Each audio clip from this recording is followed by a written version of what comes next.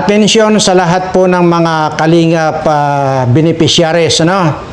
Lalo na po dito sa mga beneficiaries na kababaihan na kung saan ay yan yung mga tinutulungan ni Kalingap Rab na either mapabahayan or nabahayan na at pinapag-aral sa kasalukuyan. Ito pong aking babalang ito ay talagang kumpirmado po. At doon po sa mga sa mga nagpapanggap na may mga kaya kuno sa buhay or mayayaman sila na nagdidirekta na nagbibigay ng tulong sa kanilang mga beneficiaries. Halimbawa, dyan sa mga kung sino man yan, na nagbibigay sila ng direkta ng pera na ang sinasabi tulong. Pero yan po, ang tulong na yan ay mayroon silang hidden agenda or personal interest nila. Ano nga ba yung tinutukoy ko rito? Kumpirmado po na isa dyan sa Key Angels, itong nagkukunwaring sponsor ko, no, bagamat hindi na ngayon, yan pala ay nag-offer pala dito sa Key Angels, isang Key Angels dito. Hindi natin alam kung ilan pa yung Key Angels na yun, pero ang particular isa yung aking nalaman na talagang nag-offer ito ng pag-alis dyan sa Kalingap. Hindi lamang pag-alis, nag-offer din ito na ibabahay na niya at sikretong itutuloy ang kanyang pag-aaral. Ngayon, sasabihin nyo na nag-iimbento ako? Hindi po. Dahil ang inaantay ko na lang po ngayon, yung mismong beneficiary, ang gusto kong maglahad dito. Kung gaano katotoo itong sinasabi ko. Dahil ang kapalaran mo ay nakasalalay dito sa pagsasabi mo in public. Ayan. Ang ibig ko sabihin, itong Key Angel na ito, pag ikaw ay nagsabi ng totoo na iyong sponsor kuno na nagpapanggap na mayroong kakayanan na mag-sponsor, samantalang ito, sa totoo lang, itong sponsor na ito ay tagalinis lang ng opisina. Pero nagpapanggap na may kwarta, kaya nga nag-i-sponsor yan dito sa isa sa Key Angels natin. At mabuti lang itong Key Angels na ito, Key Angel na ito, ay hindi nagpatinag ito. Hindi nagpatinag, in fairness sa kanya. Since na hindi ka naman talaga pumayag dito sa kagustuhan itong sponsor kuno na ito, sa mga inoffer niya sa iyo, imaginin mo, ibabahay ka hanggang doon lang, ibabahay ka, tapos pag-aaral ka, sikreto, at dadalhin ka pa, at pinangakuan ka pa ng kung ano-anong pangako na dadalhin ka pa sa ibang bansa. Yan ang sinasabi ko na nga ba eh. Dito sa mga nagkukan ito, mga nag-i-sponsor ng mga putang inang yan, sinasabi ko, masisira ang buhay ninyo. Nandyan na kayo. Paulit-ulit ko na lamang sinasabi ito. Ang kinabukasan ninyo ay nandyan sa Kalingap. Nandito kay Rab. Yan ang kinabukasan ninyo. Paulit-ulit ko sinasabi yan. Pero sabi ko nga po, mabuti na lang hindi nagpadala ito na itong Key Angels na ito na dito sa inoffer nitong putang inang nagkukunwa-kunwari na sponsor na ito, at yan ay tagalinis lang ng opisina yung hayop na yan, at messenger, utos-utosan na kung ano bibili ng merinda ng mga empleyado o ano, yan. Sa abroad nga siya, pero hindi po si Salcido ang tinutukoy ko rito. Dahil si Salcido ay isa pong hardinero. Isa rin po yung putang inang yan na nagpapanggap-panggapan na mayaman ko ng putang inang yan. Pero hardinero, janitor. Ito naman sinasabi ko, nagpapanggap-panggapan, ito ay messenger, utosan. Sa opisina, maglinis, walis, magpunas ng mga lamit, office table doon, o kahit na anong iutos ng mga nag-o-opisina. Yan. Alam mo, nung malaban ko ito, sabi ko nung unang makita ko itong putang inan to, naakala mo, napakadisinting magsalita itong hayop na ito, nung makita ko, gagong yan. Iba na agad yung kan ko. Sabi ko nga po, mayroon akong kan yung, ewan ko kung anong tawag doon, basta madali kong maramdaman yung mga taong mapagpanggap. Ganun lang, kasimple ang ibig ko sabihin. Kaya naramdaman ko na iba agad ang tingin ko sa hayop na yan mapagpanggap. O, papaano kung nadala niya itong key angels na ito? Di sinira niya ang buhay nito. Mabuti lang hindi nagpadala. Yan ang dahilan kung bakit pag sinabi ko kasi nag-atrasan, alam nyo na pero ang kinakon ko po rito, antayin ko na mismong yung key angels ang magsabi nito. Total, wala namang nangyari, kundi talagang yun naman ang totoo, na minamanyak talaga nito ang matandang ito. Talagang ang laki ng pagnanasaan ng hayop na matandang ito na nag-i-sponsoran. Nawala din naman. Kaya yung sinasabi ko, na mag-i-sponsor tapos mag-open ng mag-open ng YouTube channel. Nakakaduda na agad yun. Matagal ko na sinasabi yan. Kaya magpapakwan lang yan. Kukuha lang ng simpatya yan. Pero dahil nga sa dahil sa masamang plano nitong tarantado matanda na ito, hindi umangat yung kanyang YouTube channel. Pero may mga nanonood Paano nga walang nanonood? Napakadisente magsalita. Kala mo napakabait yung pala, minamanyak niya yung isang key angels natin. Kaya pala, siguro hanggang doon yung pagsasabi ko, basta lahat kayong mga key angels, ito lang may advice ko. Pero hanggang advice lang ako. Wala na akong control sa inyo. Okay? Wala na. Ang advice ko lang sa inyo, ipinaggigiitan ko ito at itatak nyo sa inyong utak na ang kinabukasan lang ninyo ay nandyan sa kalingap. Iyan ang pakatandaan. Wala yan dyan sa mga sponsor.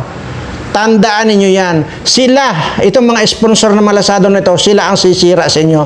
Kagaya nito, munti ka na nasira ang kinabukasan nitong kay Angel na ito.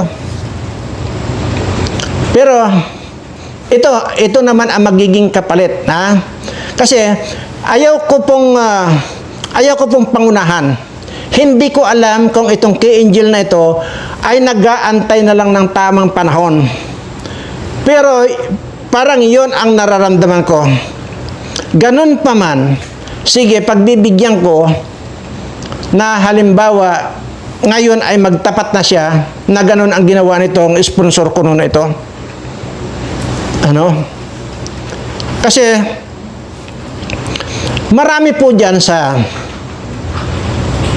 mapabago at hanggang ngayon na nandyan sa kalingap ng mga kay angels. Marami sa inyo ang tumatanggap ng donasyon or tulong or sponsor na sinasabi na hindi alam nitong si Kalingap Rab. Hindi alam. Malalaman na lang niya yan later on. So ngayon, at kung mayroon man, pinapayagan naman ni Kalingap Rab kung mayroon man. Pero ang sinasabi, ito na nga ang nangyari. Dahil dyan, masisira ang buhay ninyo pagka hindi nyo sinunod itong advice ko. sira ang buhay ninyo. Kapaulit-ulit ko lang sinasabi dahil talagang hangang-hanga ako dito sa batang to. Mabutit hindi nagpakuha sa bagay kasi maaaring kaya niya pinaglaban yung temptation na yon ay dahil unang-una matanda naman yung matanda naman yan yung nagpapantasya sa kanya, maaaring talagang hindi rin niya type. Ay papaano kung halimbawa ang nangibabaw din sa batang ito ay yung pera na ino-offer itong tarantadong nag-i-sponsora na ito, papaano na? Ay dahil ngayon sa panahon na ito, sa panahon ngayon, mayroon nga dyan inupiran na ng bahay. Pero hanggang ngayon, hindi naman natupad yung offer. Iniyot lang. Ngayon, ano ngayon ang nangyari? Naghahanap sila ngayon kung saan sila magpapa-abort dahil buntis. Mirisi sa iyo yan. Palibhasa, mukha kang pera na hayop ka. Pero dito, huwag natin pag-usapan yung putang anang yan. Wala naman akong pakialam. Ito pinapakialaman ko. Itong gusto ko maisalba itong mga Kalingap Angels. Gusto kong maisalba at gusto kong ipagdiinan sa kanila itong advice kong ito. Huwag kayong tatanggap ng anumang offer sa inyo na mga tulong-tulong kunwari na yon na hindi ninyo ipaalam dito kay Kalingap Rab o dito kay Kuya Bal Santos Matubang.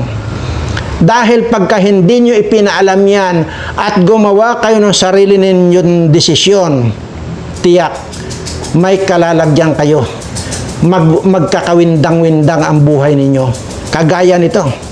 Sinabi ko, munti ka na. Ngayon ko lang na-discover na may nangyari palang ganun na napakatagal palang pinagpantasyahan itong Kalingap Angels na ito.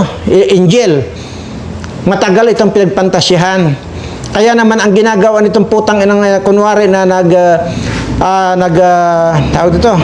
nag-i-sponsor, may pira siya, pinapalabas yung pira niya, pero yun ay kinukulikta niya sa mga ibang tao, yung mga ipinapadala. Actually, nagpapadala. Hindi rin po basta 25,000, 30, malaki rin po. Maabot din po ng 100 to 150,000. Yan po yan. Pero, marami po siyang kinukuliktahan ng pera.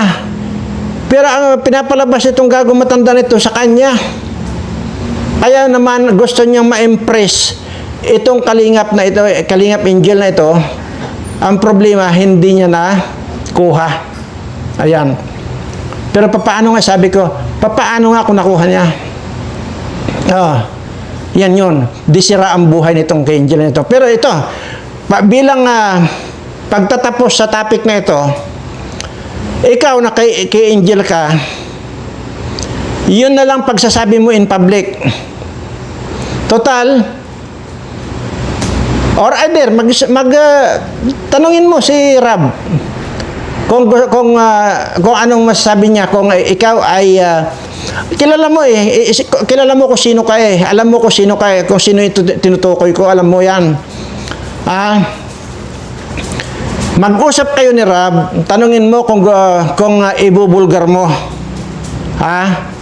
Kung ibubulgar mo itong kunwaring nag-i-sponsoran na ito na pero pinagnanasaan ka pala at kung ano-anong pinangako sa iyo at pinapaalis ka na rin dyan sa Kalingap at ibabahay ka na niya, itatago ka niya at papag-aralin ng lihim. Iyan. Mag-usap kayo ni Rab kung yan ba ay dapat mong ibulgar. Pero ito lang ay naantay ko, bibigyan lang kita ng hint. Pag ito ay ibinulgar mo, kasi mas maganda na rin yung ikaw mismo ang magbulgar kaysa manggaling sa akin. Pero alam ko na, detalyado na, alam ko na, detalyado na yan. Pero ang gusto ko, ikaw ang magsabi. Kasi unang-una, parang hindi maging sa mata ng mga makakapanood, hindi tama na sa akin manggaling. Total, wala namang masama kung ikaw magbubulgar dahil wala namang nangyari. Hindi mo naman tinanggap yung offer nitong manyakis na matandang ito, di ba? So walang masama kung ikaw mismo magbulgar. Kasi kung sa akin manggaling, sasabihin nila sa akin talagang iba rin yung kwan ko. Mayroon din akong hidden interest dito. So ikaw na lang magbulgar. Usap kayo. Total, wala kang ginawang masama sa Kalingap. Wala kang ginawang masama doon sa pagtanggap mo ng tulong dyan sa matandang yan. Walang masama doon. Yun nga lang, ay ikaw na mismo magsabi na gano'n ang nangyari. Bagamat sabi ko, alam ko yung detalyado. Antayin ko. Ito sinasabi kong hint na ito. Pagka ginawa mo yan, sinasabi ko sa iyo, ikaw na ang pinakamayaman na nilalang dyan sa Bicol. Tandaan mo ito, sinasabi ko. Pag ginawa mo yan.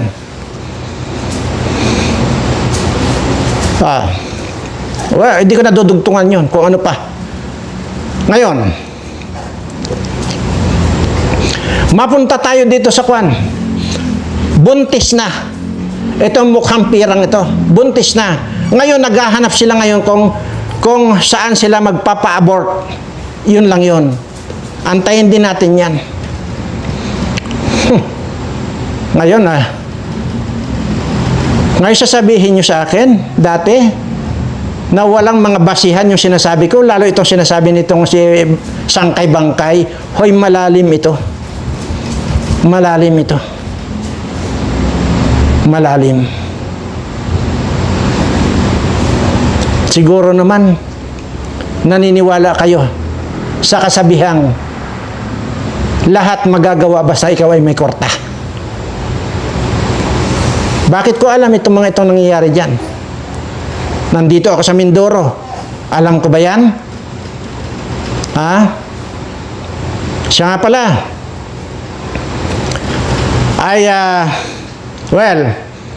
Yung sinasabi ko na pupuntahan ko yung 3 bata na minanyak daw, kasi nga, hindi naman natin alam, hindi pa nagsasabi itong bata, hindi ko pa nakakausap itong 3 bata na ito Ayon lang daw sa sinasabi ng mga narinig ko na minanyak daw itong nitong si Wakwak. May pumunta, pero hindi raw nakikipag-usap itong 3 bata. Aywan ko kung gaano katotoo yung sinasabi sa akin. Kung inyong matatandaan, mayroon ako nakausap dyan, pero nung magkatapos ko mapadalhan ng pera, 3 bis ko mapadalhan ng pera, hindi ko na makontak. Mayroon pang isa, aywan ko kung totoo na nakausap na raw yung mga bata, pero hindi raw nagsasalita. Anong gagawin ko? Yan hindi ko alam kung yun ay totoo. Yung sinasabi sa akin. Pero siguro naman totoo kasi nga wala naman akong pinapadalang pera maliban doon sa yung pers na pinadala ko, yung dati yung isang una 5,000, sunod 3,000, sunod 2,000, balit 10,000 yon. Ito naman ibang tao na ito na inutosan ko, nag-offer sa akin, pinuntahan nga daw niya yung bata, ay wala raw gusto magsalita. So sabi ko, sige, walang problema. O sige, yan. Diyan sa report mo na yan, pinadalhan ko ng 5,000. Alam nga namang ipagsiksikan ko sarili ko para tumulong. Di ba? Ngayon, ang sinasabi ko lang dito, ay kung willing sila na patutuhanan yung nakuha kong informasyon na minanyak nitong si Wakwak na ito, yung bata, yung alin dyan sa 3 bata na yan, hindi ko alam kung sino alin dyan. Basta sa akin, hanggang ngayon nandoon pa rin yung utak ko na paghalimbawa humingi ng tulong sa akin itong 3 bata na ito para humingi ng makuha yung katarungan at maipakulong yung dapat ipakulong. More than willing ako na tulungan itong mga batang to. Hindi lang yan, hindi lamang dyan sa kaso, pati yung pangkabuhayan nila. Ganun lang to tayo. Ngayon, imaginin mo, mabalik tayo dito sa buntis na. Ha? Paano? Itong tarantadong ito, itong mukhang pirang ito, nagpadala doon sa akala niya mayamang-mayaman ang putang ina, nadala. Kasi nung una pala itong hayop na ito,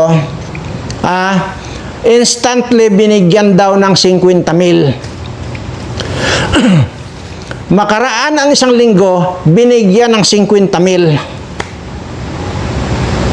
Pangatlo, noong magkita sila at kung saan sila pumunta, binigyan pa rin daw. Hindi na alam nung nagbigay sa akin ng information kung magkano nabigay. Pero ngayon, kasalukuyang buntis itong gaga na ito. Kaya ang bilis ng karma. Ang sinasabi ko sa inyo, di ba? Anong sinasabi ko doon sa unang vlog ko? May paganyan-ganyan pa ako. Tumalab. Yung isa, sabi kong ganyan, na-diagnose na mayroong bara sa puso. See? Kaya minsan, ayaw kong minsan nagbibitaw dito ng mga ganyan-ganyan kasi marami sa kanila, halos lahat ng isinumpa ko tumalab. Kagaya niyan. Alam ng magulang. Putang ina, ibig sabihin siguro, ilang beses din tinira yan, kaya nabuntis. Ngayon, 2 months na nabuntis, 2 months na hindi dinadatnan, buntis, nagdududura, nagsusuka, buntis.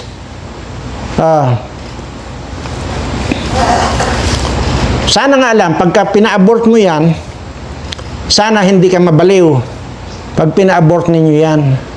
Dahil marami sa nagpapa-abort na pinapasokan ng hangin hanggang ulo, kaya baliw ang abutin.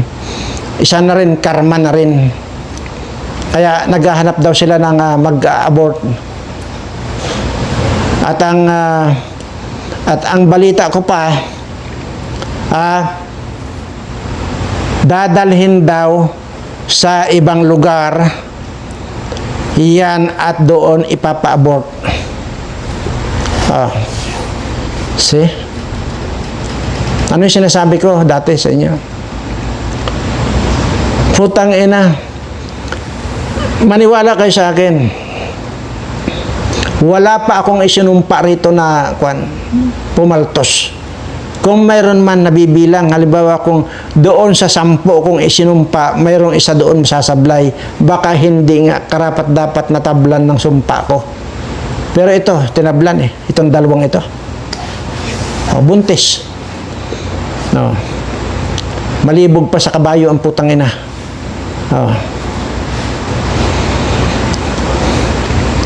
Hindi pa tayo tapos. Wak-wak. Kasi hindi pa rin nakakasiguro kung totoo yung sinasabi sa akin ng informant ko na hindi raw sumasagot yung 3 bata na nakausap niya. Pero hindi pa rin tayo tapos diyan. Mag-antay ka lang din at darating tayo diyan. Hindi ko po pwedeng hindi to pa rin kung ano yung binitawan kong salita dito. Kahit kailan wala akong binitawang salita rito na hindi ko ginagawa. Yan ang pakatandaan niyo. Pag sinabi kong basagin kung pagmumukha mo, babasagin kung pagmumukha mo. Sinabi kong ipakulong kita, papakulong kita. Tandaan mo yan. Ito rin, red sin ito. Putang inak ng red sin. Wala ka ng katigil-tigil sa pasaring ng pasaring dito kay Kuya Bal Santos Matubang. Sasabihin mo pang kulto ang simbahan ni Kuya Bal Santos. Ikaw rin kapiso, tigil-tigilan mo na yung mga prinsipe at saka mga hari-hari na yan. Dahil sinabi ko sa iyo, pag nag-cross ang landas natin, sa totoo lang na 3 flies na yung nakalagay sa kotse ko. Dahil kung makita kita, bubunutin ko isa-isa yung ngipin mo na walang anesthesia. At papaltan ko yan ng mga ngipin ng baka na matauhang ka. Putang ina ninyo. Ngayon, sandali pala. Mayroon lang akong gustong sagutin doon sa nag-comment na para naman daw yatang hindi tama yung ikokondisyon ko na hahalikan nila yung talampakan ni Kuya Bal Santos Matubang, bibigyan ko sila ng tigi-tigi 1 milyon. Para daw hindi naman tama. Ay, anong tama? Ikaw ang tinatanong ko na nag-comment, ano ang tama? Hindi ba tama yun na bibigyan ko sila ng saan sila makakakita? Hahalik lang sila sa talampakan ni Kuya Bal Santos Matubang. May 1 milyon sila. Saan sila makakakuha ng ganun? Aber?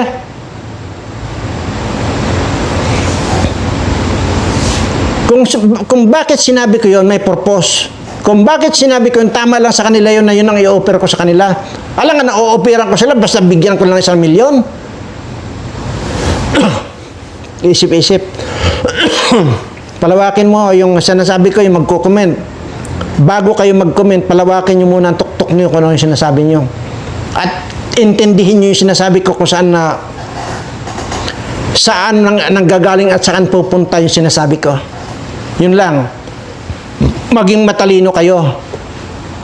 Huwag nyong hayaan yung sarili ninyo na ikamatay nyo lang sa kabubuhan ninyo. Mamamatay na lang kayo sa kabubuhan.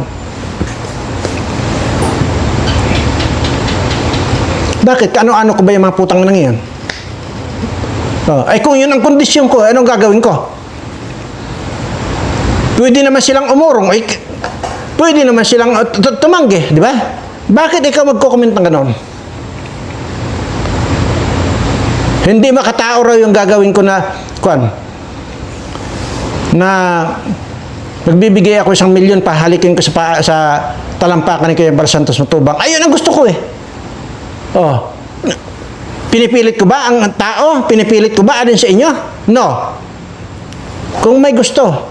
At ino-offer ko lang dito sa mga hampas lupa at patay gutom ng mga antay-kalingap na ito. Na walang ginawa kundi manira ng manira sa kapwa. Tanginan nyo.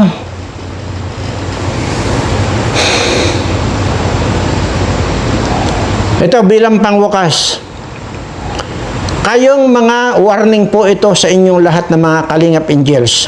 Mga Kalingap Angels, warning po ito sa inyo. Huwag kayong padadala diyan sa mga magbibigay-bigay ng mga sponsor sa inyo. Diyan kayo masisira. Hindi lang yung pagkatao niyo masisira, buhay mismo ninyo masisira. Kagaya nito nangyari dito sa kay Angel nito.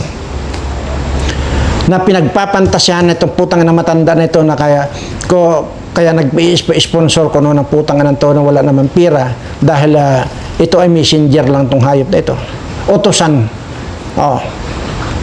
See? Hindi ko sinisi itong kay Angel na ito, hanga ako rito dahil hindi nagpadala. Ay paano na nga, sinasabi ko kung nagkataon na ito ay nadala, adi sira ang buhay nito. Yun lamang po. At uulitin ko lang po. Ang kinabukasan ninyo, kayong mga K-Angels na nandyan sa Kalingap, nandyan ang kinabukasan nyo, wala doon sa labas. Maraming salamat po at inaasahan ko na sana ay ikaw na ang maglantad. Pero ina-advisean pa rin kita kung gusto mo nakausapin si Rob tungkol dyan, okay, yun ang gusto mo, kausapin mo. Pero ina-advisean kita na ikaw ang magbulgar nito sa matandang ito para kapulutan ng aral ito sa lahat ng magiging K-Angels pa at dyan sa mga kasamahan mo. Yun kaya gusto kong sa iyo manggaling. Ayaw kong manggaling sa iyo, sa akin, dahil baka mamaya itanggi mo. Pag itinanggi mo ito, sino nakakahiya? Di ako. Kaya ko sinasabi ito, ibulgar mo kasi nga, yung mga darating pa na mga nandyan, ay kapupulutan nila ng aral ito. Yun lamang po ang sa akin. Wala pong akong ibang layunin dito. Ha? Nakita nyo ba na na nagre-reaction ako doon sa mga ibang usapin ng Kalingap? Oh. Diyan sa mga yung lumabas na yung iba, basta mga ibang kwan pa diyan. Hindi natin alam kung prank o ano, wala tayo. Pero prank man o ano, yan, hindi nyo makikitaan ako nang magre-reaksyon. Oh, di ba? Pero ito si Sangkay, nag-reaction na agad tong gagong to. Ang bilis mag-reaction, tarantadong yan. Oh. Paano yan? Ay, nagsabi na ngayon itong na wala naman silang samaan ng loob, nagtatawanan pa nga raw sila. Oh, tapos nag-reaction ka. Bobo ka kasi, putang ina kang Sangkay ka. Yun ang sinasabi ko sa inyo di ba?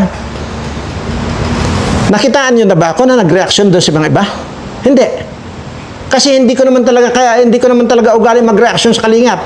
Nag-reaction na ako, nagsimula lang ako dito kay Kalingap Rab na ito sa ginawa nito mga putang inang mga walang utang na loob na ito. Nag-reaction na ako dahil dito kay Kuya Bal Santos Matubang na pinatulpo na wala naman siyang kinalaman. Si Ido yung sinasabihang manyak, si Kuya Bal Santos ang pinatulpo. Kaya doon ako nag-reaction Doon ako nag-react. Pero doon sa mga ibang usapin, nag-react ba ako? Wala. Hindi nyo nga ako maasahan dyan. Oh, yun lamang. Naibigyan na kita ng hint kanina.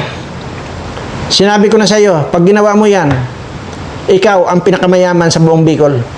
Maraming salamat po at sa lahat po ng aking mga subscriber, pagpalain na nawa kayo ng ating Panginoon at lumayo nawa sa inyo ang mga kamalasan sa buhay. Lahat ng mabibigat ng sakit lumayo na sa inyo. Lahat ng kamalasan na dapat mapunta sa inyo, ibaling na lahat dito sa mga putang inang mga antay-kalingap na ito. Maraming salamat at mahal na mahal ko po kayong lahat.